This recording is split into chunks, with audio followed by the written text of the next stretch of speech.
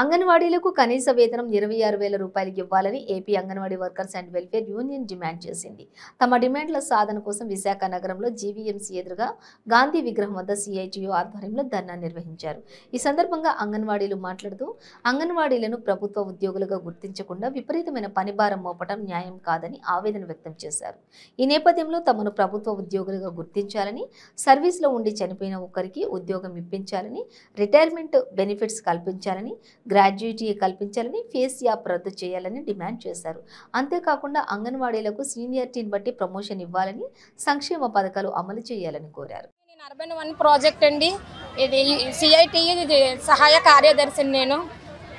మాకేంటంటే ఏ ఉద్యోగానికైనా సరే అండి ఒక టైం అనేది ఉంటుంది, కానీ మాకు రాత్రులు పగలు ప్రతిదీ కూడా ఈ వర్కేనండి. ఇంట్లో కూడా ఫ్యామిలీస్తో కూడా చాలామంది డిస్ట్రిబ్యూట్స్ వస్తున్నాయండి. 2 యాప్లు, సెంట్రల్ యాప్, స్టేట్ యాప్, 2 యాప్ల్లో కూడా మేము వర్క్ చేయాలండి. ఇప్పటికైతే 3 నెలల నుంచి కూడా మాకు జీతాలు లేవు. ఏ డిపార్ట్మెంట్ అయినా సరే అండి ముందు మెటీరియల్ ఇచ్చి ముందు మెటీరియల్ ఇచ్చి వర్క్ చేయమంటారు, కానీ మాకైతే అలాగేం లేదండి. మేము ముందు మదుపులు పెట్టుకోవాల్సిన పరిస్థితి అండి. మాకు ఇంకా జరగక ఈ పని చేయాల్సి వస్తుందండి. మాకైతే చాలా ఇబ్బందిగా ఉంది. చాలా ప్రెజర్ అండి, చాలా ప్రెజర్. అంటే ఈ ఉద్యోగం చెయ్యాలా, మేము ఇంకా మానేయాలా, లేకపోతే ఏం చేయాలా కూడా మాకు అర్థం కావట్లేదండి. కాకపోతే మాకు పొట్టకు జరగక మేము ఉద్యోగానికి చేయాల్సి వస్తుందండి. చాలా కష్టంగా ఉందండి ఉద్యోగం. మెయిన్ డిమాండ్ అండి మమ్మల్ని అంగన్వాడీ ఉద్యోగాలకు గుర్తించాలండి.